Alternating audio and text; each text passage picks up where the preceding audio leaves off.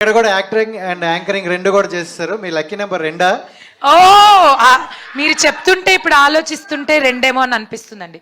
All the even numbers basically 2, 4, 6 అలా వెళ్తుంది. హరితేజ గారు అంటే ఎక్కువగా కామెడీ మాకు ఎక్కువ యాక్సెప్ట్ చేస్తాం. బట్ ఇందులో నరేష్ గారు అంటే కామెడీ ఎక్కడ ఉండదు, డిఫరెంట్ రోల్లో చూస్తున్నారు అంటారు. ఏంటి ఆ డిఫరెంట్ రోల్ ఒకసారి కొంచెం బేసిక్గా నేను ఎప్పుడు అనుకుంటూ ఉంటానండి, ఒక్క సినిమాలో కామెడీ హిట్ అయింది, ఎస్ భగవంతుడి దయ, వెల్ అండ్ గుడ్, మీరు అందరు ఆదరించారు. కానీ అదొక్కటే నా బలం కాదు, నా బలం ఇంకా చాలా విషయాల్లో ఉంది. అది బయటికి తీసుకొచ్చే డైరెక్టర్ ఎవరన్నా రాస్తే అంటే emotion anything, because I am a performer, I love to perform. So నాకు ఆ స్కోప్ ఉంటే బాగుంటుంది అని నేను చాలా మేనిఫెస్ట్ చేశానండి every day. I don't know, ఆ మేనిఫెస్టేషన్ డైరెక్ట్గా సుబ్బు గారి దగ్గరికి వెళ్ళి ఆయన చెవులో పడిందేమో, నాకు ఈ పాత్ర ఇలా వచ్చింది. సో ఎంత కుదిరితే అంత విశ్వరూపం చూపించవచ్చు అనేలాంటి ఒక అద్భుతమైన ఇమోషనల్ క్యారెక్టర్. అండ్ నేను అన్ని రకాల క్యారెక్టర్లని పోషించగలనన్న విషయం అందరికీ తెలియాలి అన్న నా ఒక ఆశ ఈ సినిమాతో తీరబోతుంది అన్నది నా ఆనందం. నరేష్ గారిని చిన్నానా అన్నారు కదా మీరు, సో ఆయన ఏం చిన్నాను ఏంటి, నా రోల్ ఏంటి అని అనిపించలేదా డైరెక్టర్ చెప్పినప్పుడు నరేట్ చేసి? అక్కడ మంచి అద్భుతమైన ట్విస్ట్ ఉందండి. ట్విస్ట్ అంటే ఒక క్యూట్ ట్విస్ట్ ఉంది.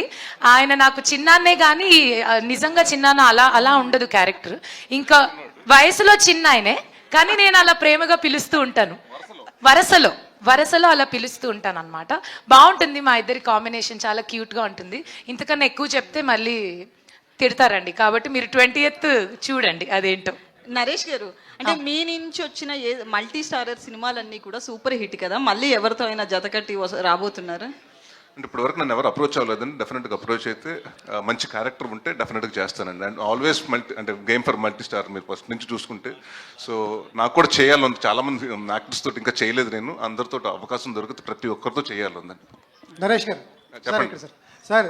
తెలుగులో ఒక సామెత ఉంది, కాళ్ళు అదే మర్చిపోయారు సామెత, కార్లు ఓల్డ్ అవుతాయా సార్? కాదా, కాపురం చేసే కళ కాళ్ళు దొక్కినప్పుడే తెలుస్తుంది అంటారు.